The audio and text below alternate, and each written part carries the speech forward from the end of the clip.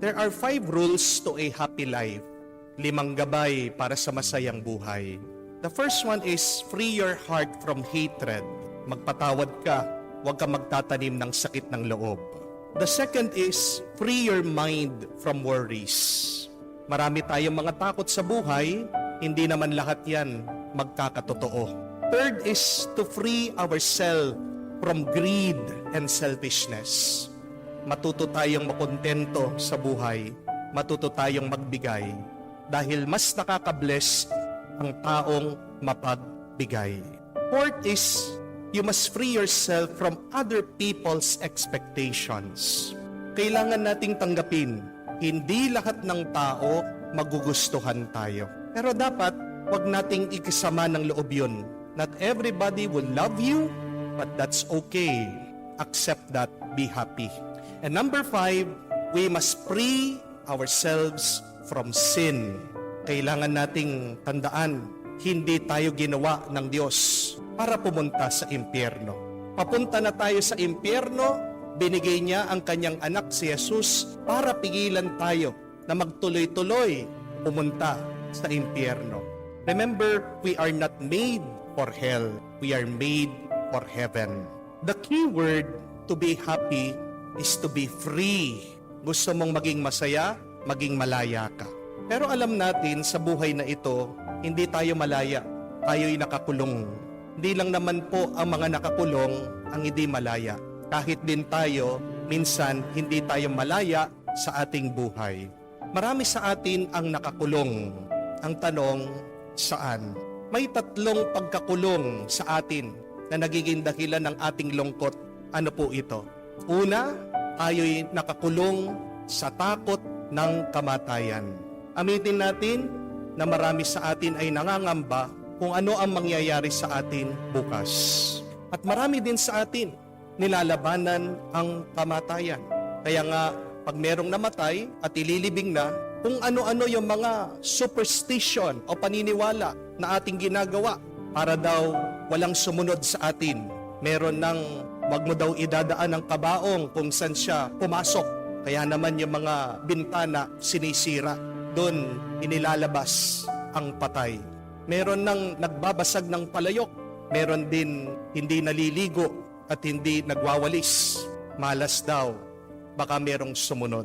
But we have to accept the fact, my dear friends, that death will come for us. Sabi nga po, death waits for no one. Walang hinihintay ang kamatayan. We could not bribe death. Wala tayong masasabi, maibibigay sa Diyos para hindi niya tayo kunin. Hindi natin masasabi sa Diyos na, Panginoon, matalino ako, kailangan ako ng mundo. Hindi natin masasabi na, Panginoon, mayaman ako. Hindi natin masasabi na, Panginoon, kailangan pa ako ng aking pamilya. Pag oras mo na, oras mo na. At yan ang pinapaalala ng ating Panginoon. Darating ang oras ng paghuhukom, lalong-lalo na sa oras na hindi natin inaasahan. Kahit na anong gawin natin, may katapusan ang ating buhay. The quicker that you accept that, the quicker that you will be at peace and happy. Kung kailang ka kukunin ng Diyos, tanggapin mo.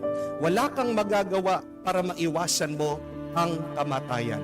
Minsan nga kung palagi mong iniisip yan at nangangamba ka, yan pa yung nagiging dahilan ng iyong kamatayan. Ano po ang dahilan? Bakit marami sa mga may sakit namamatay? Dahil ba nanghihina sila? Hindi. Ang number 1 reason, dahilan, bakit namamatay ang may sakit? Nerbiyos. Kinakabahan. Kung lalo mong nililigtas ang iyong buhay, doon nga lalong umiiksi ang iyong panahon dito sa mundo. Yan ang sinabi din ng ating Panginoon, that those who try to save their life will lose it, but those who lose their life for the Lord will save it. Huwag mong hahabulin ng buhay at takasan ka niyan. Ang mahalaga, maging masaya ka, mabuhay kang masaya, diyan hahaba ang iyong buhay. Minsan nga, yung mga taong conscious sa kanilang pangangatawan, sa kanilang health, sila pa yung agad na kinukuha ni Lord. Di po ba? Kahit na anong gawin mo, pag oras mo na, oras mo na. Kung ikaw ay buhay ngayon, may dahilan pa ang Diyos. Continue your mission. Pero pangalawa, marami pa rin sa atin hindi malaya sa kasalanan. we are a prisoner of sin. What is sin? Sin is doing what you will and not God's will. Pinapaalalahanan tayo na huwag tayong lilingon sa kasalanan. Dahil pag lumilingon ka sa kasalanan, ibig sabihin, may kagustuhan ka na mabuhay sa pagkakasala. The devil has designed sin to be attractive and addictive. Hindi pwede yung patikim-tikim sa kasalanan. Dahil pag tinikman mo na yan, dire-diretso ka na, makukuha ng masama. Parang yung mga iba sa atin, di po ba? Alam na mataas ang presyon, may kolesterol. Pero pag nakakita ng lechon, anong sasabihin? Tikim lang. Pero yung tikim, pagkakita mo, yung buong lechon nauubos na. Marami sa inyo, may sakit na po sa paa, mataas ang uric. Pero pag nakakita ng mani, anong sasabihin? Tikim lang.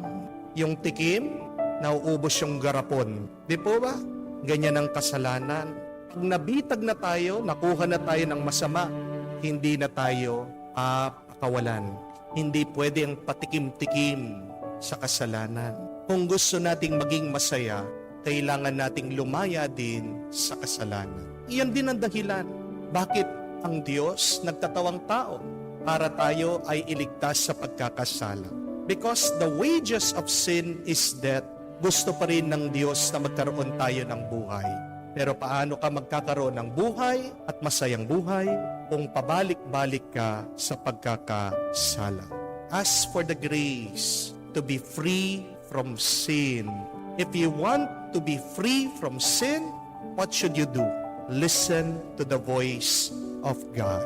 Dahil may kasabihan that God knows our past but calls us by name. But the devil knows our name but calls us by our past.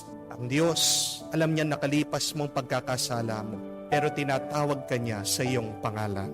Pero ang masama ang demonyo, alam niyang pangalan mo, pero tinatawag ka niya sa iyong kasalanan. Dahil ang ating mga kasalanan ay ang ating mga kahinaan. Gusto mo maging malaya, huwag kang makinig sa masama. Makinig ka sa banal na Espiritu na nakatanim na sa iyong puso. But thirdly and lastly, tayo din po ay mga nakatali, hindi malaya sa ating nakaraan. A lot of us, though we are in the present, still live in our past. Meron pong isang nanay, nilapitan ako, at hinihiling po niya na ipagdasal ko yung kanyang anak na babae. Tinanong ko po, ano po ang problema ng inyong anak? At dito po umamin ang nanay, sabi niya, may depression po at anxiety ang aking anak. Ilang taon na po yung bata? Sabi po niya, 14 years old. Napakabata naman po para ma-depress. Napakabata naman po para magkaroon ng mga pangamba o nerbiyos sa buhay. At tinanong ko po, ano po bang nangyari? At dito din po inamin ng ina, nakamatay-matay pa lang po ng kanyang asawa, ang tatay ng bata. Sabi ko po sa nanay, hindi po depressed ang anak niyo. Meron siyang anxiety. Bakit? Dahil nagluluksa lang siya. That is the real condition of your daughter. Siya'y nangungulila. Siya'y nalulungkot. Namimiss niya ang kanyang ama. So I asked the mother not only to pray for her daughter, but to talk to her. Sabi ko po, huwag niyang isusuppress yung kanyang mga nararamdaman. Kailangan niyang express. Kailangan niyang sabihin. Pero tingnan niyo nga naman po, pag kayo ay nabubuhay sa nakalipas, ano ang mangyayari sa iyo? Hindi ka magiging masaya. My dear friends, yes, we love our loved ones. But no matter how much you cry for them, they will never live again if they have died. Tandaan niyo po. Kahit na anong iiyak mo, hindi mabubuhay ang iyong minamahal. Kung tayo ay nalulungkot dahil nabubuhay tayo, inaalala natin ang nakalipas. We miss something very special. What is it? The present. Kung nabubuhay ka sa nakalipas, merong kang nilalampasan, merong kang sinasayang, yun yung kasalukuyan. At ang pinakatotoo sa ating karanasan, huwag nating kalimutan, ay ang kasalukuyan. And the present is so quick and fleeting. Napakabilis ng kasalukuyan. It is the 1 second that is passing through. Pagkatapos ng isang segundo, yung isang segundong yon ay nakalipas na. Bakit mo sasayangin ang iyong buhay sa nakalipas? Kung may namatay na ating minamahal, ang pinakamagandang paraan para alalahanin sila ay pagpatuloy ang ating buhay na masaya. Di po ba? Paano magiging masaya ang kaluluwa ng ating minamahal kung nakikita tayong malungkot? Hindi niyo po ba napansin, sa kotse, mas malaki po ang portion ng windshield kaysa sa rear view mirror. Parang merong tinuturo na aral sa atin yon. Ano? Na ang buhay natin ay kailangan mong buhayin at maranasan. Ngayon, moving forward. Hindi ka pwedeng maglakbay, sumulong, umasenso, dumiretso kung palagi kang nakatingin sa nakalipas. Sabi po ni St. John Paul II, remember the past with gratitude, live the present with enthusiasm, and look forward to the future with confidence. Kung lilingon ka sa nakaraan, kailangan ka magpasalamat. Huwag kang mabubuhay doon. Kung ikaw ay nasa kasalukuyan, kailangan gawin mong masaya. Piliin mong buhayin ang iyong sarili, pinakamasaya na makakaya mo. And as we move forward to the future, habang ikaw ay naglalakbay sa kinabukasan, kailangan meron kang tiwala sa iyong sarili at pananampalataya sa Diyos.